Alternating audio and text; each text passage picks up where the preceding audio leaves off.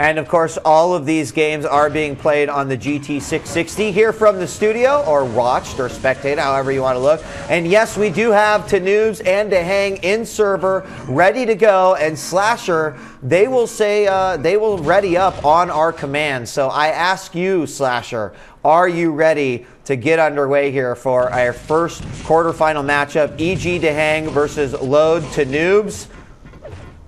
Let's do it. All right, dude. Let's do it. I'm typing in the command officially. Let's rock.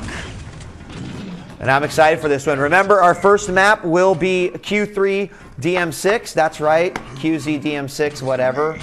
And here we go, live on 3 in 3, 2, 1, and we are officially live. And I'm going to actually start with Tanoobs, who got the LG Mega Spawn. And from this spawn, he's not going to get the RA, but he's got a really good opportunity to get some initial control right here. Now, one of the things you're going to find with phenomenal Quake players like Tanoobs, like Dehang, is that it really is all about that control. Wow. Unbelievable. As the first frag, I'm sitting here building it up, and the first frag will go to Dehang. Tanoobs with some unfortunate splash damage on that one, and Dehang was actually very able and willing to pick that frag up. He's already picked up his second one.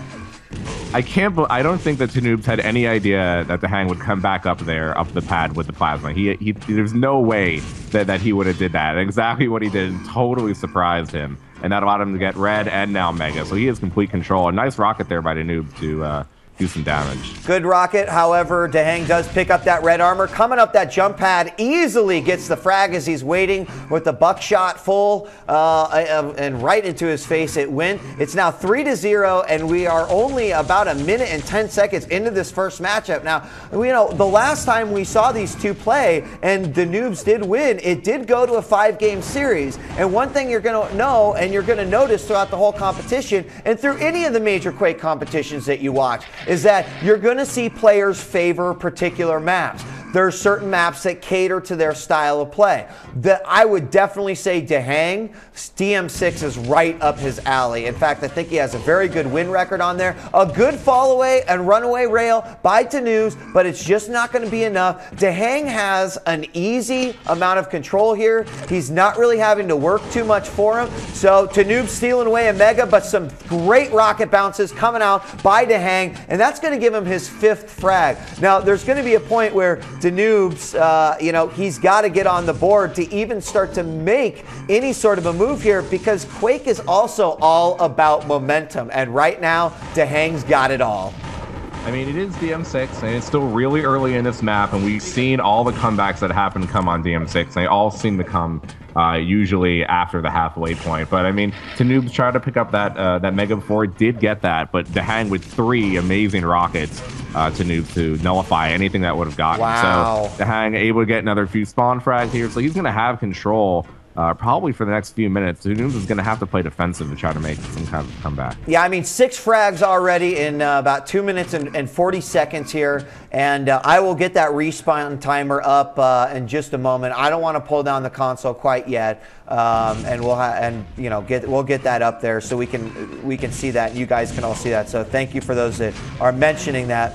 But right now, Dehang with just absolute control. There's a couple of good rockets are sent out by Tanoobs, but a couple of good rockets is not going to get the job done. He's got to get a solid attack in. He's definitely got to steal away one of those power-ups, and he's come into a lot of situations, Slasher, where he has not had the upper hand or not had the right weapons ready when he's faced Dehang. And here's another one of those situations. A lot of damage being done. It was LG versus LG. This is the lowest we've seen Dehang in this matchup so far. 49 health, 11 armor, but he's going to wait right on top of that red. Of course it's going to spawn. He had the timing, no problem. Another great rocket, some splash damage right there. The Mega is up, and Tanoobs knows it, but unfortunately, well, actually, I do believe he got that he was able to survive, and it is still 7-0. But even if Tanoobs can get control, the question is can he even get frags against Dehang once he's got that control?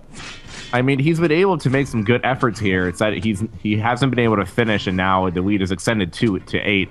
You know, the larger, the more in the hole he goes, the much harder it's going to be for him to try to make a comeback. His Rockets did let him get those past 2 megas, but now Dehang is going to be able to control this mega, and he's going to easily be able to get the RA. So it's not going to be easy for Noob to do anything for the next few minutes. He can't let another frag go by. There's no way he's going to be able to. I agree with you. I mean, 10-0, that's kind of, you know, that's kind of one of those scores where you just got to look at it, even as a player, and go, okay, I think this game is already over, and we might be entering into the longest amount of garbage time that we possibly can. The one thing I'm noticing that Tanoobs is doing really well is that he is hitting some fantastic defensive shots.